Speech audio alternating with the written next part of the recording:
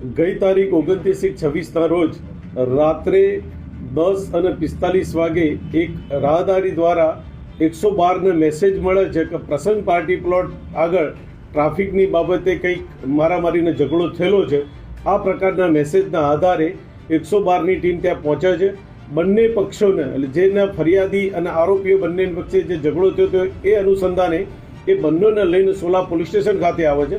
Sola police station ખાતે આવતા આ કામના મરણ જનાર અલ્પેશભાઈ બાલકૃષ્ણભાઈ મહેતા ઉંમર વર્ષ 60 ચાંદોડિયા રહે છે। એમને ઇન્વેના પોલીસ કર્મચારીને લાગ્યું કે એમની તબિયત બરોબર નથી અને તબિયતમાં કંઈ ગડબડ લાગે છે તો તાત્કાલિક યાદી લખી અને સારવાર સર્તે એમને મોકલી આપે છે અને સારવાર દરમિયાન એમના ફરજ પરના ડૉક્ટરો મૃત જાહેર કરે છે અને એમના મોઢાના ભાગે છાતીના ભાગે ગંભીર પ્રકારના મૂઢ મારતા તેઓનું મરણ ગયેલું છે।